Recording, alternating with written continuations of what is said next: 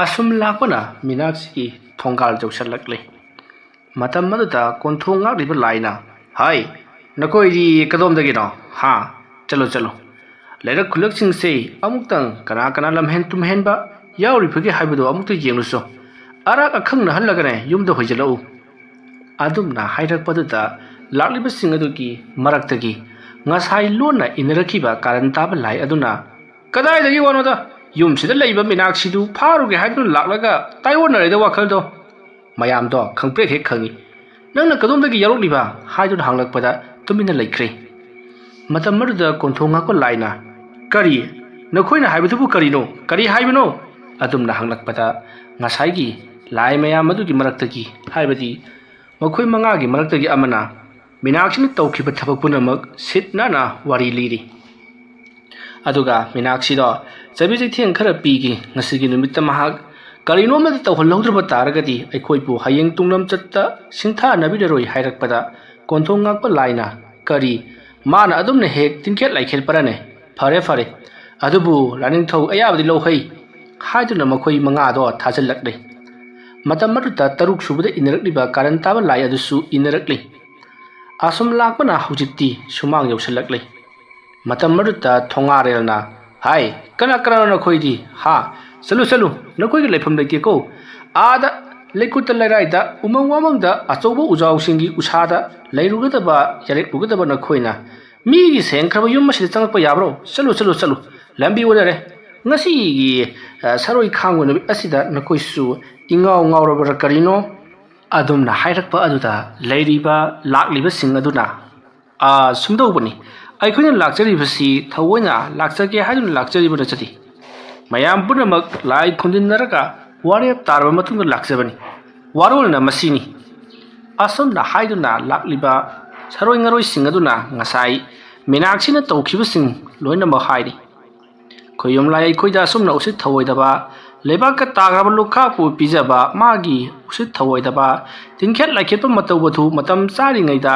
ꯅꯝꯊꯍꯧꯗ꯭ꯔꯕꯗꯤ ꯑꯩꯈꯣꯏ ꯇꯨꯡꯂꯝꯆꯠꯇ ꯀꯥꯏꯔꯛꯀꯅꯤ ꯍꯥꯏꯗꯨꯅ ꯀꯟꯅ ꯍꯥꯏꯔꯤ꯫ ꯋꯥꯐꯝ ꯑꯗꯨꯗ ꯊꯣꯡꯉꯥꯔꯦꯜꯅ ꯉꯥꯏꯈꯣ ꯉꯥꯏꯈꯣ ꯑꯗꯨꯗꯤ ꯂꯥꯏꯅꯤꯡꯊꯧꯒꯤ ꯑꯌꯥꯕ ꯑꯃꯨꯛꯇꯪ ꯂꯧꯔꯛꯈꯤꯒꯦ ꯍꯥꯏꯗꯨꯅ ꯂꯥꯏꯅꯤꯡꯊꯧꯒꯤ ꯑꯌꯥꯕ ꯂꯧꯔꯤ꯫ ꯃꯇꯝ ꯑꯗꯨꯗ ꯂꯥꯏꯅꯤꯡꯊꯧ ꯌꯥꯝꯅ ꯃꯨꯟꯅ ꯈꯜꯂꯕꯒꯤ ꯇꯨꯡꯗ ꯐꯔꯦ ꯅꯈꯣꯏꯅ ꯃꯍꯥꯛ ꯑꯁꯤ ꯆꯩꯕꯤ ꯆꯩꯊꯦꯡ ꯈꯔ ꯄꯤꯒꯦ ꯍꯥꯏꯔꯕꯅꯤꯅ ꯑꯗꯨꯛ ꯄꯤꯔꯣ ꯑꯗꯨꯕꯨ ꯇꯧꯒꯗꯕꯗꯤ ꯃꯍꯥꯛꯀꯤ ꯃꯁꯥ ꯍꯥꯏꯕꯗꯤ ꯊꯋꯥꯏꯗꯤ ꯂꯧꯕ ꯌꯥꯔꯔꯣꯏ ꯃꯔꯝꯗꯤ ꯃꯍꯥꯛꯀꯤ ꯍꯛꯆꯥꯡꯗ ꯅꯃꯨ ꯇꯥꯏꯕꯪ ꯁꯥꯐꯣꯡꯕ ꯍꯧꯈ꯭ꯔꯦ ꯑꯗꯨꯅ ꯅꯋꯥ ꯑꯉꯥꯡ ꯃꯤꯇꯝꯈ꯭ꯔꯕꯅꯤꯅ ꯃꯍꯥꯛ ꯍꯥꯠꯄꯗꯤ ꯌꯥꯔꯔꯣꯏ ꯆꯩꯕꯤ ꯆꯩꯊꯦꯡ ꯈꯔ ꯑꯗꯨꯛ ꯄꯤꯕꯗꯤ ꯌꯥꯒꯅꯤꯀꯣ꯫ ꯑꯗꯨꯝꯅ ꯍꯥꯏꯔꯛꯂꯕꯗ ꯈꯨꯌꯨꯝ ꯂꯌꯥꯝ ꯂꯥꯛꯂꯤꯕ ꯁꯔꯣꯏ ꯉꯔꯣꯏꯁꯤꯡ ꯑꯗꯣ ꯃꯈꯨꯠ ꯃꯁꯥ ꯄ꯭ꯔꯣꯛ ꯄ꯭ꯔꯣꯛ ꯊꯦꯛꯇꯨꯅ ꯈꯥꯛꯂꯤ꯫ ꯀꯔꯤꯒꯨꯝꯕꯗ ꯃꯤꯇꯝ ꯂꯝꯗ꯭ꯔꯕꯗꯤ ꯅꯪ ꯑꯩꯈꯣꯏ ꯃꯌꯥꯝꯅ ꯀꯔꯤ ꯇꯧꯕ ꯉꯝꯕꯒꯦ ꯍꯥꯏꯕꯗꯣ ꯅꯨꯃꯤꯠ ꯊꯤꯠꯅ ꯈꯪꯂꯝꯂꯒꯗꯕꯅꯤ ꯑꯗꯨꯕꯨ ꯅꯁꯥꯗꯣ ꯀꯌꯥꯒꯤ ꯃꯇꯤꯛ ꯋꯥꯍꯟꯕꯒꯦ ꯍꯥꯏꯕꯗꯣ ꯈꯪꯍꯟꯒꯦ ꯈꯪꯂꯗꯨꯅ ꯂꯩꯔꯤꯕ ꯁꯔꯣꯏ ꯉꯔꯣꯏꯁꯤꯡ ꯑꯗꯨꯅ ꯍꯧꯖꯤꯛꯇꯤ ꯂꯥꯏꯁꯤꯡꯅ ꯑꯌꯥꯕ ꯄꯤꯔꯕꯅꯤꯅ ꯃꯤꯅꯥꯛꯁꯤ ꯀꯧꯊꯣꯛꯂꯁꯤ꯫ ꯑꯗꯨꯝꯅ ꯍꯥꯏꯔꯛꯄꯗ ꯃꯈꯣꯏ ꯃꯌꯥꯝꯒꯤ ꯃꯔꯛꯇ ꯈꯔ ꯀꯥꯔꯟ ꯇꯥꯕ ꯂꯥꯏ ꯑꯃ ꯌꯥꯎꯔꯤꯕꯗꯨꯅ ꯑꯗꯨ ꯑꯣꯏꯔꯗꯤꯅꯦ ꯑꯩ ꯍꯦꯛꯇ ꯀꯧꯒꯦꯁꯦ ꯍꯣ ꯃꯤꯅꯥꯛꯁꯤ ꯑꯗꯨꯝꯅ ꯀꯧꯔꯨꯕ ꯑꯗꯨꯗ ꯂꯥꯛꯂꯤꯕ ꯁꯔꯣꯏ ꯉꯔꯣꯏꯁꯤꯡ ꯑꯗꯨꯅ ꯃꯁꯤꯕꯨ ꯀꯅꯥꯅ ꯄꯨꯔꯛꯀꯦ ꯃꯤ ꯑꯝꯇ ꯇꯥꯊꯣꯛꯈꯣꯁꯦ꯫ ꯑꯗꯨꯝꯅ ꯍꯥꯏꯔꯛꯄꯗ ꯂꯥꯛꯂꯤꯕ ꯃꯌꯥꯝ ꯑꯗꯨꯅ ꯑꯋꯣꯏꯕ ꯆꯔꯥꯡ ꯈꯣꯏꯔꯥꯡꯅꯔꯗꯅ ꯀꯔꯤꯒ ꯇꯣꯟꯅꯔꯒ ꯁꯥꯕ꯭ꯔꯣ ꯅꯪꯕꯨ ꯑꯁꯨꯌꯥꯝ ꯆꯔꯥꯡꯅꯔꯤꯕꯁꯤꯕꯣ ꯑꯗꯨꯝꯅ ꯆꯩꯔꯛꯄꯗ ꯁꯔꯣꯏ ꯉꯔꯣꯏ ꯑꯃꯗꯣ ꯇꯨꯃꯤꯟꯅ ꯂꯩꯈ꯭ꯔꯦ꯫ ꯃꯇꯝ ꯑꯗꯨꯗ ꯂꯥꯛꯂꯤꯕꯁꯤꯡ ꯑꯗꯨꯒꯤ ꯃꯔꯛꯇꯒꯤ ꯑꯃꯅ ꯐꯔꯦꯁꯦ ꯑꯩ ꯍꯦꯛꯇꯃꯛ ꯀꯧꯊꯣꯛꯂꯨꯔꯒꯦ ꯑꯁꯨꯝ ꯍꯥꯏꯗꯨꯅ ꯆꯪꯈ꯭ꯔꯦ ꯑꯗꯨꯒ ꯃꯤꯅꯥꯛꯁꯤꯒꯤ ꯀꯨꯝꯂꯦꯟ ꯃꯪꯂꯥꯟ ꯑꯃꯒꯨꯝꯅ ꯐꯥꯎꯖꯤꯜꯂꯛꯇꯨꯅ ꯃꯍꯥꯛꯀ ꯌꯥꯝꯅ ꯂꯨꯅ ꯇꯤꯟꯅꯔꯝꯕ ꯊꯥꯏꯅꯒꯤ ꯃꯃꯥꯟꯅꯕꯤ ꯑꯃꯒꯤ ꯁꯛꯂꯣꯟꯗ ꯂꯥꯛꯂꯗꯨꯅ ꯃꯤꯅꯥꯛꯁꯤꯕꯨ ꯑꯁ꯭ꯋꯥꯏ ꯐꯥꯎꯕꯗꯪ ꯀꯣꯏꯊꯣꯛꯂꯨꯁꯤ ꯍꯧꯖꯤꯛꯇꯤ ꯌꯥꯎꯁꯪ ꯑꯣꯏꯔꯕꯅꯤꯅ ꯑꯗꯨ ꯀꯣꯏꯔꯨꯁꯤ ꯍꯥꯏꯗꯨꯅ ꯊꯦꯝꯂꯔꯤ꯫ ꯑꯗꯨꯝꯅ ꯇꯧꯔꯛꯄꯗꯨꯗ ꯃꯤꯅꯥꯛꯁꯤꯗꯣ ꯃꯤꯀꯞ ꯈꯪꯊꯣꯛ ꯊꯣꯔꯛꯂꯤ꯫ ꯃꯍꯥꯛꯅ ꯃꯤꯀꯞ ꯊꯣꯔꯛꯄꯗ ꯃꯤꯅꯥꯛꯁꯤꯅ ꯍꯩꯃꯥ ꯍꯧꯖꯤꯛꯀꯤꯗꯨꯗꯤ ꯃꯪ ꯑꯣꯏꯔ ꯃꯥꯜꯂꯦꯅꯤ ꯑꯩꯗꯤ ꯇꯥꯏꯕꯪ ꯑꯣꯏꯔꯕꯣꯏ ꯅꯤꯡꯗꯅ ꯀꯌꯥ ꯍꯔꯥꯎꯔꯨꯔꯕ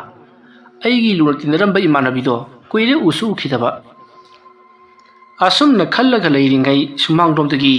ꯇꯥꯔꯤꯕ꯭ꯔꯣ ꯃꯤꯅꯥꯛꯁꯤ ꯃꯤꯅꯥꯛꯁꯤ ꯑꯗꯨꯝꯅ ꯀꯧꯔꯛꯄꯗ ꯃꯤꯅꯥꯛꯁꯤ ꯍꯩꯃꯥ ꯑꯋꯣꯏꯒꯤ ꯂꯥꯛꯏ ꯃꯥꯜꯂꯦꯅꯦ ꯃꯁꯤ ꯅꯨꯄꯤꯁꯦ ꯍꯥꯏꯗꯨꯅ ꯍꯧꯒꯠꯂꯛꯂꯦ꯫ ꯃꯍꯥꯛꯅ ꯍꯧꯒꯠꯂꯛꯄꯗꯗꯤ ꯅꯣꯡꯁꯨ ꯄꯨꯡꯉꯥꯟ ꯉꯥꯜꯂꯝꯂꯦ꯫ ꯃꯤꯅꯥꯛꯁꯤꯅ ꯅꯣꯡꯁꯨ ꯉꯥꯜꯂꯦ, ꯀꯩꯅꯣ ꯇꯧꯔꯤꯕꯁꯤꯕꯣ ꯍꯥꯏꯗꯨꯅ ꯃꯤꯅꯥꯛꯁꯤꯗꯣ ꯃꯄꯥꯟꯗ ꯊꯣꯔꯛꯄꯗꯗꯤ ꯃꯍꯥꯛꯀꯤ ꯃꯃꯥꯟꯅꯕꯤ ꯑꯗꯣ ꯂꯦꯞꯂꯒ ꯂꯩꯔꯝꯂꯦ꯫ ꯃꯇꯝ ꯑꯗꯨꯗ ꯃꯃꯥꯟꯅꯕꯤ ꯑꯗꯨꯅ "ꯏꯕꯦꯝꯃ ꯅꯪꯕꯨ ꯀꯌꯥꯝ ꯀꯟꯅ ꯇꯨꯝꯃꯨꯔꯒꯦ? ꯑꯁꯨꯛ ꯀꯟꯅ ꯀꯟꯅ ꯀꯧꯕꯕꯨ ꯍꯣꯏ ꯃꯥꯏ ꯑꯃꯠꯇ ꯍꯦꯛ ꯍꯥꯏꯔꯛꯇꯦ ꯋꯥꯅꯤ"꯫ ꯃꯤꯅꯥꯛꯁꯤꯅ "ꯑꯁ ꯉꯔꯥꯡ ꯁꯔꯣꯏ ꯈꯥꯡꯕꯒꯤꯅꯦ ꯀꯔꯤ ꯀꯩꯅꯣ ꯈꯔ ꯄꯤꯊꯣꯛꯎꯔꯦ, ꯑꯗꯨꯒꯤ ꯑꯃꯨꯛ ꯅꯨꯡꯗꯥꯡꯗ ꯑꯃꯨꯛ ꯉꯥ ꯇꯞꯇꯥꯏꯉꯩ ꯆꯥꯁꯜꯂꯦ, ꯈꯔꯁꯨ ꯄꯥꯏꯁꯤꯜꯂꯨꯔꯦ, ꯑꯗꯨꯒꯤꯅꯦ ꯏꯁꯥꯁꯦ ꯍꯧꯒꯠꯄ ꯉꯝꯈꯤꯗ꯭ꯔꯕ"꯫ ꯃꯤꯅꯥꯛꯁꯤꯒꯤ ꯋꯥꯗꯨ ꯇꯥꯕꯗ ꯂꯩꯔꯤꯕ ꯁꯔꯣꯏ ꯉꯥꯔꯣꯏꯁꯤꯡ ꯑꯗꯨꯅ "ꯀꯌꯥꯗꯅꯣ ꯌꯦꯡꯉꯨꯅꯦ, ꯈꯔꯁꯨ ꯄꯥꯏꯁꯤꯜꯂꯨꯔꯦ ꯒꯥꯏꯅ ꯂꯦꯝꯖꯔꯦꯅꯦ, ꯍꯧꯖꯤꯛꯀꯥꯟ ꯅꯨꯄꯤꯁꯤꯡꯁꯦ ꯑꯃꯨꯛ ꯇꯣꯏꯕ, ꯅꯨꯄꯥꯅ ꯆꯥꯒꯗꯕ ꯆꯤꯟꯖꯥꯛ ꯄꯨꯝꯅꯃꯛ ꯀꯔꯤ ꯀꯔꯤꯅꯣ ꯔꯥꯏꯠ ꯍꯥꯏꯕ꯭ꯔꯥ ꯂꯦꯞ ꯍꯥꯏꯕ꯭ꯔꯥ ꯃꯥꯟꯅꯩ ꯍꯥꯏꯗꯅ ꯃꯈꯣꯏꯁꯨ ꯇꯤꯀꯠꯇꯅ ꯆꯥꯁꯟꯕꯤ ꯊꯛꯆꯟꯕꯤ ꯉꯥꯎꯁꯟꯕꯤ, ꯑꯗꯨꯅꯗꯤ ꯀꯩꯗꯧꯔꯦ, ꯈꯕꯔꯗ ꯑꯃꯨꯛ ꯇꯣꯏꯕ ꯐꯦꯁꯕꯨꯛꯁꯤꯗ ꯁꯦꯡꯗꯣꯛꯀ ꯁꯦꯡꯖꯤꯟꯒ ꯑꯍꯤꯡ ꯑꯃꯗ 50 ꯄꯤꯔꯝꯃꯤ, ꯑꯍꯤꯡ ꯑꯃꯗ ꯂꯥꯛ ꯄꯤꯔꯝꯃꯤ ꯍꯥꯏꯗꯅ ꯋꯥ ꯋꯥ ꯂꯥꯎꯔꯤꯕ ꯃꯣꯏꯒꯨꯝꯕꯁꯤꯡ ꯑꯁꯤꯅꯤꯅꯦ ꯃꯃꯜ ꯄꯤꯗꯨꯅ ꯂꯩꯕ ꯌꯥꯔꯤꯕꯁꯤ꯫ ꯃꯇꯝ ꯑꯗꯨꯗ ꯃꯈꯣꯏ ꯃꯌꯥꯝꯒꯤ ꯃꯔꯛꯇ ꯑꯃꯅ "ꯇꯨꯃꯤꯟ ꯂꯩꯌꯨ ꯅꯈꯣꯏꯕꯣ, ꯁꯥꯎꯝ ꯈꯤꯇꯪ ꯐꯪꯈꯤꯕꯗ ꯆꯤꯡꯅꯈꯤꯗꯧꯔꯤꯕꯅꯤ, ꯀꯥꯟꯅꯗꯦꯁꯦ ꯄꯨꯊꯣꯛꯈꯤꯗꯕ ꯇꯧꯁꯤ"꯫ ꯑꯗꯨꯝꯅ ꯍꯥꯏꯔꯛꯄꯗꯨꯗ ꯃꯤꯅꯥꯛꯁꯤꯒꯤ ꯃꯃꯥꯟꯅꯕꯤ ꯁꯥꯔꯤꯕ ꯁꯔꯣꯏ ꯉꯥꯔꯣꯏ ꯑꯗꯨꯅ "ꯂꯥꯛꯑꯣ ꯂꯥꯛꯑꯣ ꯏꯇꯥ, ꯑꯁ꯭ꯋꯥꯏꯐꯥꯎꯗꯪ ꯀꯣꯏꯊꯣꯛꯎꯁꯤ, ꯌꯨꯝꯗ ꯁꯨꯝ ꯂꯩꯕꯗꯨꯕꯨ ꯍꯩꯅꯔꯤꯕ꯭ꯔꯥ ꯍꯥꯏꯕ"꯫ ꯑꯁꯨꯝꯅ ꯃꯤꯅꯥꯛꯁꯤꯗꯣ ꯄꯨꯊꯣꯔꯛꯂꯤ꯫ ꯃꯤꯅꯥꯛꯁꯤꯅ "ꯑꯩꯁꯨꯅꯦ ꯁꯤꯗ ꯁꯨꯝ ꯂꯩꯕꯁꯦ ꯀꯌꯥ ꯍꯩꯅꯗꯦ, ꯍꯣꯇꯦꯜ ꯐꯥꯎꯕꯗꯪ ꯆꯠꯂꯒꯅꯦ ꯀꯔꯤ ꯀꯔꯤꯅꯣ ꯆꯥꯔꯨꯁꯤ"꯫ ꯑꯁꯨꯝꯅ ꯃꯤꯅꯥꯛꯁꯤꯗꯣ ꯊꯦꯝꯗꯨꯅ ꯄꯨꯊꯣꯔꯛꯂꯤ꯫ ꯁꯔꯣꯏ ꯉꯥꯔꯣꯏꯁꯤꯡ ꯑꯗꯨꯗꯤ ꯃꯤꯅꯥꯛꯁꯤꯒꯤ ꯑꯀꯣꯏꯕꯗ ꯃꯃꯤꯠ ꯈꯥꯅ ꯈꯥꯅ ꯌꯦꯡꯗꯨꯅ ꯎꯔꯨ ꯎꯔꯨ ꯎꯪꯗꯨꯅ ꯂꯩꯔꯤꯕꯅꯤ꯫ ꯃꯇꯝ ꯑꯗꯨꯗ ꯃꯤꯅꯥꯛꯁꯤꯅ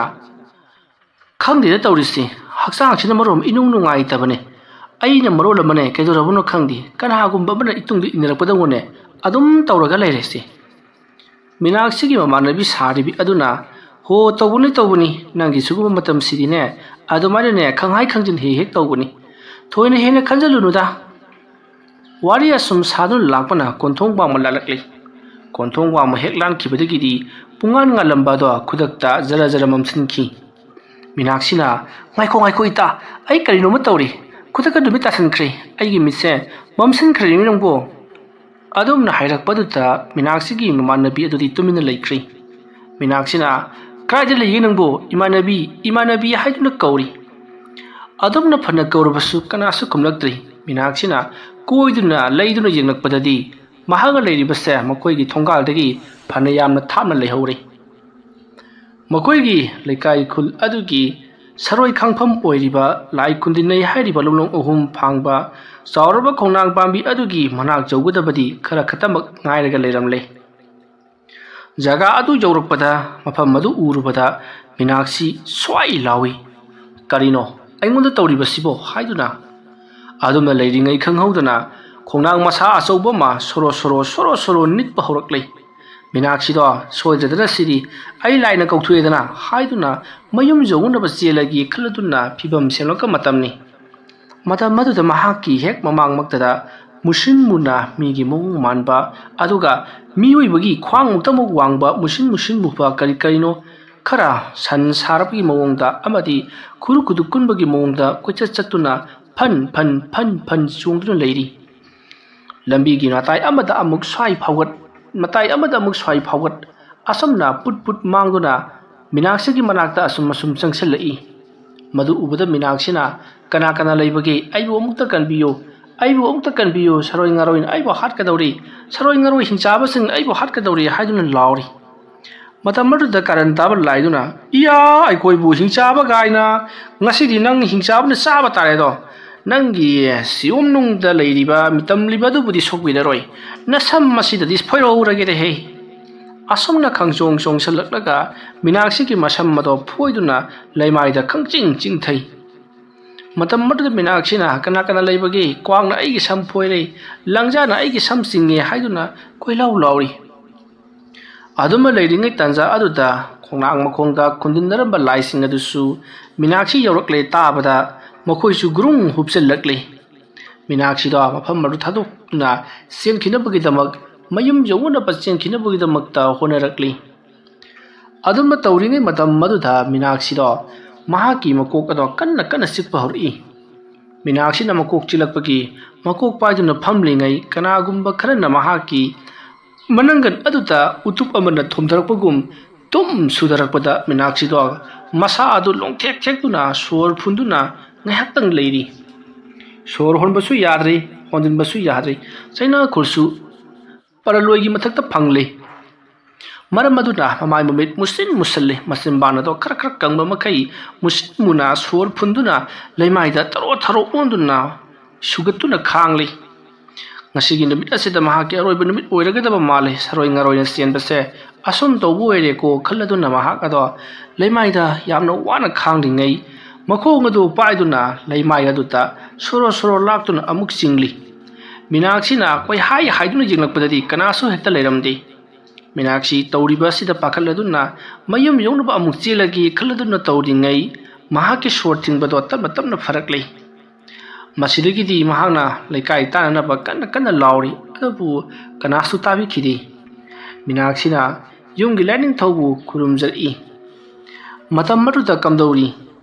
khundinariba mayamsing adugi maraktagi amana Minakshi na swada sum leirabadi yararoi aduna mahagasi khulgi lokol da puthakhrasi adumna hainaraduna Minakshi do khulgi lokol lomda amuk putharakli Minakshi do mathakta paibagum singbugum asum asum chatkhiba aduna khulgi lokol jorokli manghai wa hawoi tawi mahana ngasai tharo tharo olamba jaga adudagi na labuk phau lakpa si kamdong lakhibano haiba mahak khanghaudi mangoi hawoi laklibani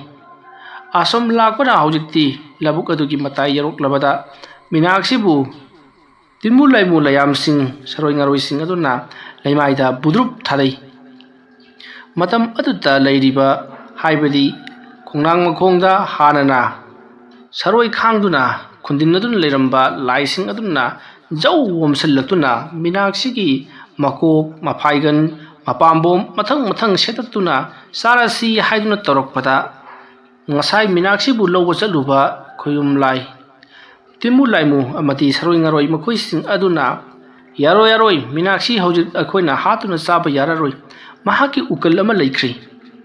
adum harakpada mayam do mai hongna sawi kari kanagi ukal no mawalodi harakpada Minakshi gi manakta leiriba saroi ngaroi amana mahakase hojik masada mitam libani maram aduna mahak hatpa yadre adubu awachaina waina piyu haiduna yaba pirakli haiduna saroi ngaroi sing adu tammi masidagiti saroi ngaroi sing aduna asuk yamna mi usittaba tinkhet lai khetpa nupi nangbudi aikore lema thagadra haiduna mahaku amada muksing narak mongsong gamen tadana koipu puba horaklei somda nakala madana kamdauri Minakshi gi mapu roibaduna mahana makeup thorakpada Minakshi leiramdre mapalipal thokhiba jat oire jatla haiduna thoina hena bu khanjaludi phana kuiraba phawba changlaktabaduda Minakshi gi mapu roibado tapna hawgalakli aduga tapna kauraduna thiba horakli thoksu hangdoklamli kadai yongna chakraba jatno haiduna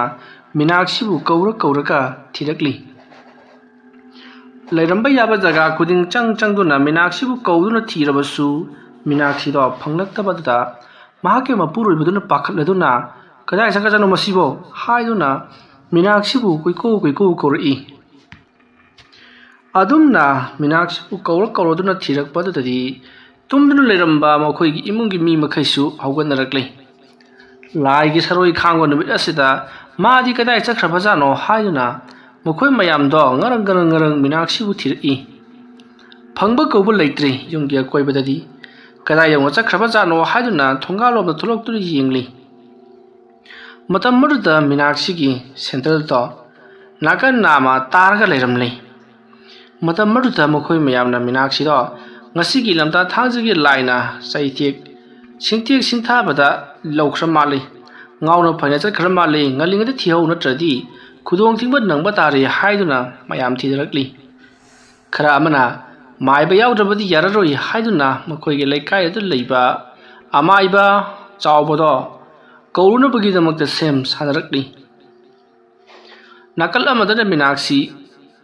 lumlong ohum phangbarda uru ungduna mana thokpa ma leibakta khujinna amuk khot adigi mu khongang adu makokna amuk thomjan asum tawba yaba tromlaga khulgi lokol adumda laklei ꯁꯣꯝꯗꯅ ꯀꯝꯗꯧꯔꯤ ꯑꯃꯥꯏꯕ ꯆꯥꯎꯕꯗꯣ ꯃꯍꯥꯛꯁꯨ ꯃꯌꯥꯝꯅ ꯀꯧꯔꯨꯗꯨꯅ ꯂꯥꯛꯂꯤ ꯆꯥꯎꯕꯅ ꯂꯩꯋꯥ ꯇꯤꯟꯋꯥ ꯈꯔ ꯁꯣꯟꯗꯨꯅ ꯃꯤꯅꯥꯛꯁꯤꯒꯤ ꯃꯍꯥꯛꯀꯤ ꯃꯄꯨꯔꯣꯏꯕꯗ ꯃꯤꯅꯥꯛꯁꯤꯅ ꯁꯤꯖꯤꯟꯅꯕ ꯏꯅꯐꯤ ꯑꯃ ꯄꯨꯊꯣꯔꯛꯎ ꯍꯥꯏꯗꯨꯅ ꯄꯨꯊꯣꯛꯍꯜꯂꯒ ꯂꯩꯋꯥ ꯁꯣꯟꯗꯨꯅ ꯌꯦꯡꯂꯛꯄꯗꯗꯤ ꯁꯔꯣꯏ ꯉꯥꯔꯣꯏꯁꯤꯡꯅ ꯃꯤꯅꯥꯛꯁꯤꯗꯣ ꯆꯦꯜꯂꯒ ꯄꯨꯔꯦ ꯍꯥꯏꯕ ꯈꯪꯂꯤ ꯃꯔꯝ ꯑꯁꯤꯗꯒꯤ ꯑꯃꯥꯏꯕ ꯆꯥꯎꯕꯅ ꯌꯥꯝꯅ ꯊꯨꯅ ꯃꯍꯥꯛ ꯅꯣꯡꯉꯥꯟꯗ꯭ꯔꯤꯉꯩ ꯃꯅꯨꯡꯗ ꯐꯪꯍꯧꯅꯕ ꯇꯧꯁꯤ ꯅꯠꯇ꯭ꯔꯕꯗꯤ ꯃꯤꯍꯨꯟ ꯊꯥꯍꯨꯟ ꯆꯦꯟꯈꯠꯈꯤꯗꯨꯅ ꯑꯉꯥꯡꯗꯣ ꯃꯤꯍꯨꯟ ꯅꯥꯝꯃ ꯆꯨꯗꯨꯅ ꯉꯥꯎꯕ ꯇꯥꯔꯦ ꯃꯗꯨꯒꯤꯁꯨ ꯃꯊꯛꯇ ꯁꯤꯕ ꯅꯥꯕ ꯊꯣꯛꯂꯕꯗꯤ ꯑꯣꯟꯊꯣꯛꯅ ꯁꯔꯣꯏ ꯉꯥꯔꯣꯏꯅ ꯆꯦꯟꯕꯁꯦ ꯁꯤꯒꯟꯕꯅꯤ ꯑꯗꯨꯅ ꯌꯥꯝꯅ ꯊꯨꯅ ꯊꯤꯅꯕ ꯇꯧꯁꯤ ꯃꯍꯥꯛ ꯃꯥꯏꯀꯩ ꯑꯃꯔꯣꯝꯗ ꯆꯠꯈ꯭ꯔꯦ ꯍꯥꯏꯗꯨꯅ ꯃꯤꯅꯥꯛꯁꯤꯅ ꯆꯠꯈꯤꯕ ꯃꯥꯏꯀꯩ ꯑꯗꯣꯝꯗ ꯑꯃꯥꯏꯕꯗꯣ ꯂꯥꯛꯂꯤ ꯃꯌꯥꯝꯒ ꯂꯣꯏꯅꯅ ꯑꯁꯨꯝ ꯈꯨꯜꯒꯤ ꯂꯧꯀꯣꯜꯂꯣꯝꯗ ꯂꯥꯛꯄꯅ ꯃꯤꯅꯥꯛꯁꯤꯗꯣ ꯑꯔꯥꯞꯄꯗ ꯃꯇꯣꯝꯇ ꯑꯃꯨꯛ ꯐꯝ ꯑꯃꯨꯛ ꯂꯦꯞ ꯑꯃꯨꯛ ꯆꯦꯟ ꯇꯧꯗꯨꯅ ꯂꯩꯔꯤꯕꯗꯣ ꯃꯌꯥꯝꯅ ꯎꯔꯤ ꯃꯗꯨ ꯎꯕꯗꯒꯤ ꯃꯌꯥꯝꯅ ꯑꯥꯗ ꯂꯩꯔꯦ ꯇꯅꯧ ꯍꯥꯏꯗꯨꯅ ꯃꯤꯅꯥꯛꯁꯤꯒꯤ ꯃꯥꯏꯀꯩꯔꯣꯝꯗ ꯆꯦꯟꯁꯤꯜꯂꯛꯂꯤ ꯃꯇꯝ ꯑꯗꯨꯗ ꯃꯤꯅꯥꯛꯁꯤꯗꯣ ꯈꯨꯟꯒꯤ ꯂꯧꯀꯣꯜꯂꯣꯝꯗ ꯆꯦꯟꯊꯈ꯭ꯔꯒ ꯂꯧꯀꯣꯜ ꯑꯗꯨꯒꯤ ꯃꯇꯥꯏꯗ ꯂꯩꯔꯤꯕ ꯂꯧꯈꯣꯡ ꯑꯗꯨꯒꯤ ꯍꯥꯏꯕꯗꯤ ꯏꯁꯤꯡ ꯃꯥꯏꯁꯤꯡ ꯆꯤꯡꯅꯅꯕꯒꯤ ꯏꯔꯝ ꯑꯗꯨꯗ ꯄꯥꯛꯊꯔꯗꯨꯅ ꯆꯦꯟꯈ꯭ꯔꯤ ꯃꯌꯥꯝꯅ ꯑꯁꯣꯝ ꯆꯦꯟꯈ꯭ꯔꯦ ꯇꯅꯧ ꯍꯥꯏꯗꯨꯅ ꯗꯣꯁꯂꯥꯏ ꯀꯥꯞꯇꯨꯅ ꯇꯥꯟꯅꯔꯛꯇꯨꯅ ꯃꯤꯅꯥꯛꯁꯤꯕꯨ ꯃꯌꯥꯝ ꯆꯪꯗꯨꯅ ꯐꯥꯔꯤ ꯂꯣꯏꯔꯦ ꯃꯤꯅꯥꯛꯁꯤꯗꯣ ꯃꯈꯨꯠ ꯃꯁꯥ ꯃꯃꯥꯏ ꯃꯃꯤꯠ ꯇꯤꯡꯈꯪꯅ ꯌꯥꯠꯄꯒꯤ ꯃꯈꯣꯡ ꯃꯈꯨꯠꯀꯥꯗꯣ ꯏꯍꯤꯡ ꯃꯥꯏꯍꯤꯡ ꯁꯥꯔꯒ ꯂꯩꯔꯤ ꯃꯐꯤꯕꯔꯣꯟꯒ ꯑꯃꯠꯇ ꯒ꯭ꯌꯥꯟ ꯇꯥꯗ꯭ꯔꯕ ꯄꯣꯠꯅꯤ ꯃꯁꯤꯗꯒꯤꯗꯤ ꯃꯤꯅꯥꯛꯁꯤꯒꯤ ꯑꯀꯣꯏꯕꯗ ꯂꯩꯔꯤꯕꯁꯤꯡ ꯑꯗꯨꯅ ꯃꯇꯩ ꯊꯣꯛꯄ ꯅꯠꯇꯕ ꯃꯥꯒꯤ ꯃꯈꯥ ꯊꯥꯕꯗ ꯂꯩꯕ ꯅꯨꯄꯤ ꯃꯈꯩ ꯑꯃꯗꯤ ꯅꯨꯄꯥ ꯃꯈꯩ ꯆꯪꯁꯤꯟꯕꯤꯔꯛꯑꯣ ꯃꯇꯩ ꯊꯣꯛꯄꯉꯩꯗꯤ ꯍꯟꯕꯤꯈ꯭ꯔꯣ ꯍꯥꯏꯗꯨꯅ ꯂꯥꯎꯔꯛꯂꯤ ꯑꯁꯨꯝꯅ ꯇꯧꯗꯨꯅ ꯅꯨꯄꯤ ꯃꯈꯩ ꯆꯦꯟꯁꯤꯜꯂꯛꯇꯨꯅ ꯃꯤꯅꯥꯛꯁꯤꯗꯣ ꯆꯤꯡꯗꯨꯅ ꯐꯥꯗꯨꯅ ꯄꯨꯔꯛꯂꯤ ꯃꯤꯅꯥꯛꯁꯤꯒꯤ ꯃꯄꯨꯔꯣꯏꯕ ꯑꯗꯨꯅꯁꯨ ꯃꯍꯥꯛꯄꯨ ꯊꯥꯡꯒꯨꯝ ꯆꯤꯡꯒꯨꯝ ꯃꯌꯥꯝ ꯆꯪꯗꯨꯅ ꯐꯥꯗꯨꯅ ꯌꯨꯝ ꯇꯝꯅ ꯄꯨꯔꯛꯂꯤ ꯑꯁꯨꯝꯅ ꯇꯧꯗꯨꯅ ꯃꯤꯅꯥꯛꯁꯤꯗꯣ ꯎꯆꯤꯟ ꯅꯥꯆꯤꯟ ꯌꯨꯝ ꯐꯥꯎꯕꯗꯤ ꯌꯧꯔꯤ ꯃꯤꯅꯥꯛꯁꯤꯅ ꯀꯣꯏꯂꯥꯎ ꯂꯥꯎꯗꯨꯅ ꯃꯤ ꯆꯥꯅꯤꯡꯉꯤ ꯃꯤꯒꯤ ꯏ ꯊꯛꯅꯤꯡꯉꯤ ꯑꯩꯗꯤ ꯃꯈꯣꯡ ꯆꯥꯅꯤ ꯃꯈꯨꯠꯁꯨ ꯆꯥꯅꯤ ꯃꯀꯣꯛ ꯆꯥꯗꯕ ꯀꯨꯏꯔꯦ ꯃꯀꯣꯛ ꯆꯥꯒꯦ ꯍꯥꯏꯗꯨꯅ ꯀꯣꯏꯂꯥꯎ ꯂꯥꯎꯔꯤ ꯃꯇꯝ ꯑꯗꯨꯗ ꯑꯃꯥꯏꯕ ꯆꯥꯎꯕꯅ ꯑꯩ ꯇꯨꯃꯤꯟꯅ ꯂꯩꯌꯨ ꯀꯔꯤꯅꯣ ꯆꯕꯦꯡ ꯉꯥꯡꯂꯤꯕꯗꯨꯗꯤ ꯁꯨꯝꯗꯧꯁꯤꯁꯦ ꯅꯈꯣꯏ ꯀꯅꯥ ꯂꯩ ꯇꯥꯔꯦꯜ ꯄꯨꯡꯐꯥꯏ ꯑꯃꯗꯤ ꯂꯥꯡꯊ꯭ꯔꯩ ꯑꯗꯨꯒ ꯑꯩꯈꯣꯏꯒꯤ ꯈꯨꯖꯨ ꯂꯈꯥꯝꯁꯨ ꯈꯔ ꯊꯧꯔꯥꯡ ꯇꯧ ꯑꯗꯨꯝꯅ ꯍꯥꯏꯔꯛꯄꯗꯒꯤ ꯃꯌꯥꯝ ꯀꯣꯏꯆꯦꯟ ꯆꯦꯟꯅꯗꯨꯅ ꯑꯃꯥꯏꯕꯅ ꯍꯥꯏꯔꯤꯕ ꯄꯣꯠꯂꯝ ꯆꯔꯝꯁꯤꯡ ꯑꯗꯣ ꯂꯥꯡꯂꯦ ꯃꯇꯝ ꯑꯗꯨꯗ ꯑꯃꯥꯏꯕ ꯑꯗꯨꯅ ꯅꯈꯣꯏꯅ ꯁ꯭ꯋꯥꯏꯗ ꯂꯩꯕ ꯃꯇꯝꯗ ꯅꯈꯣꯏꯒꯤ ꯅꯁꯥꯗ ꯀꯔꯤꯒꯨꯝꯕ ꯈꯪꯍꯥꯏ ꯈꯪꯖꯤꯟ ꯇꯧꯕ ꯌꯥꯎꯔꯛꯂꯕꯗꯤ ꯑꯩꯉꯣꯟꯗ ꯍꯥꯏꯔꯛꯀꯗꯕꯅꯤ ꯅꯠꯇ꯭ꯔꯕꯗꯤ ꯃꯤ ꯑꯗꯨꯗ ꯑꯃꯨꯛ ꯆꯣꯡꯁꯤꯟꯈꯤꯗꯧꯔꯤꯕꯅꯤ ꯂꯨꯈ꯭ꯔꯕ ꯂꯥꯏꯅꯤ ꯑꯁꯨꯝꯅ ꯍꯥꯏꯔꯝꯂꯒ ꯆꯥꯎꯕꯅ ꯃꯤꯅꯥꯛꯁꯤꯒꯤ ꯃꯄꯨꯔꯣꯏꯕꯗ ꯍꯩ ꯃꯤꯅꯥꯛꯁꯤꯕꯨ ꯐꯥꯔꯤꯕ ꯅꯈꯣꯏ ꯄꯨꯝꯅꯃꯛ ꯃꯥꯕꯨ ꯀꯟꯅ ꯐꯥꯎ ꯑꯩꯅ ꯂꯩꯋꯥ ꯁꯣꯟꯗꯨꯅ ꯍꯦꯛ ꯀꯜꯂꯛꯄꯗ ꯃꯍꯥꯛꯁꯤ ꯍꯧꯗꯨꯅ ꯆꯦꯟꯈꯤꯅꯕ ꯇꯧꯔꯛꯀꯗꯧꯔꯤꯕꯅꯤ ꯅꯈꯣꯏ ꯒ꯭ꯌꯥꯟ ꯇꯥꯔꯦꯀꯣ ꯑꯗꯨꯝꯅ ꯍꯥꯏꯔꯝꯂꯒ ꯑꯃꯥꯏꯕ ꯑꯗꯨꯅ ꯂꯩꯋꯥ ꯈꯔ ꯃꯨꯔꯨꯝ ꯁꯣꯜꯂꯒ ꯇꯥꯔꯦꯜ ꯄꯨꯡꯐꯥꯏ ꯑꯗꯣ ꯏꯁꯤꯡꯗ ꯆꯕꯨꯛ ꯂꯨꯞꯁꯜꯂꯤ ꯑꯗꯨꯒ ꯊꯥꯡꯀꯠꯂꯒ ꯂꯩꯋꯥ ꯈꯔ ꯑꯃꯨꯛ ꯁꯣꯜꯂꯒ ꯃꯤꯅꯥꯛꯁꯤꯗ ꯍꯩ ꯅꯍꯥꯟꯐꯝꯗ ꯍꯜꯂꯨ ꯑꯇꯦꯐꯝꯗ ꯇꯦꯔꯣ ꯀꯔꯣꯝꯗꯒꯤ ꯂꯥꯛꯄ ꯈꯨꯌꯨꯝ ꯂꯥꯏꯅꯣ ꯆꯠꯂꯨ ꯁꯔꯣꯏ ꯉꯥꯔꯣꯏ ꯅꯈꯣꯏꯒꯤ ꯂꯩꯐꯝꯗꯤ ꯁ꯭ꯋꯥꯏꯗ ꯅꯠꯇꯦ ꯂꯩꯀꯨꯠꯇ ꯂꯩꯔꯥꯏꯗ ꯈꯣꯡꯅꯥꯡꯗ ꯈꯣꯡꯅꯤꯡꯗ ꯑꯃꯗꯤ ꯍꯩꯕꯣꯡ ꯑꯆꯧꯕꯗ ꯂꯩꯔꯨꯒꯗꯕꯅꯤ ꯆꯠꯂꯨ ꯈꯣꯡꯃꯟ ꯂꯨꯛꯄꯟꯗ ꯂꯩꯔꯛꯇ ꯂꯩꯒꯗꯕ ꯅꯈꯣꯏꯅ ꯃꯤꯒꯤ ꯏꯃꯨꯡꯗ ꯆꯪꯂꯒ ꯑꯦꯔꯥ ꯀꯔꯤꯒꯤꯗꯃꯛꯇ ꯑꯁꯤꯒꯨꯝꯂꯕ ꯀꯩꯁꯨ ꯈꯪꯒꯗ꯭ꯔꯕ ꯃꯤ ꯑꯁꯤꯗ ꯀꯔꯤꯒꯤ ꯆꯩꯕꯤ ꯆꯩꯊꯦꯡ ꯄꯤꯕꯅꯣ ꯉꯥꯛꯄꯤ ꯍꯩꯕ ꯂꯥꯏ ꯅꯈꯣꯏꯅ ꯀꯔꯤꯒꯤꯗꯃꯛꯇ ꯉꯥꯛꯄꯤꯗꯕꯅꯣ ꯆꯠꯂꯨ ꯍꯥꯏꯗꯨꯅ ꯑꯃꯥꯏꯕ ꯆꯥꯎꯕꯅ ꯐꯗꯠ ꯀꯜꯂꯛꯂꯤ ꯑꯗꯨꯝꯅ ꯀꯜꯂꯛꯄꯗꯨꯗ ꯃꯤꯅꯥꯛꯁꯤꯗꯣ ꯊꯔꯣ ꯑꯣꯟꯗꯨꯅ ꯑꯃꯥꯏꯕꯗꯨꯗ ꯆꯩꯔꯤ ꯃꯇꯤꯟ ꯁꯤꯛꯇꯨꯅ ꯇꯥꯜꯂꯤ ꯑꯗꯨꯝꯅ ꯇꯧꯔꯛꯄꯗꯨꯗ ꯃꯤꯅꯥꯛꯁꯤꯒꯤ ꯑꯀꯣꯏꯕꯗ ꯂꯩꯔꯤꯕꯁꯤꯡ ꯑꯗꯨꯗꯤ ꯄꯥꯈꯠꯄꯅ ꯂꯣꯏꯔꯕꯅꯤ ꯃꯇꯝ ꯑꯗꯨꯗ ꯃꯤꯅꯥꯛꯁꯤꯅ ꯁꯤꯡꯖꯨ ꯆꯥꯒꯦ ꯅꯠꯇ꯭ꯔꯕꯗꯤ ꯁꯨꯡꯍꯜꯂꯣꯏ ꯍꯥꯏꯔꯛꯂꯕꯗ ꯑꯃꯥꯏꯕ ꯆꯥꯎꯕꯅ ꯍꯥꯏ ꯀꯔꯤ ꯁꯤꯡꯖꯨꯅꯣ ꯌꯥꯝꯅ ꯊꯨꯅ ꯍꯥꯏꯌꯨ ꯍꯥꯏꯔꯛꯄꯗ ꯍꯩꯕꯤ ꯁꯤꯡꯖꯨ ꯆꯥꯒꯦ ꯉꯥꯔꯤ ꯅꯝꯍꯜꯂꯨ ꯍꯥꯏꯔꯛꯂꯕꯗ ꯑꯃꯥꯏꯕ ꯆꯥꯎꯕꯅ ꯍꯥꯏ ꯀꯅꯥ ꯂꯩ ꯆꯠꯂꯨ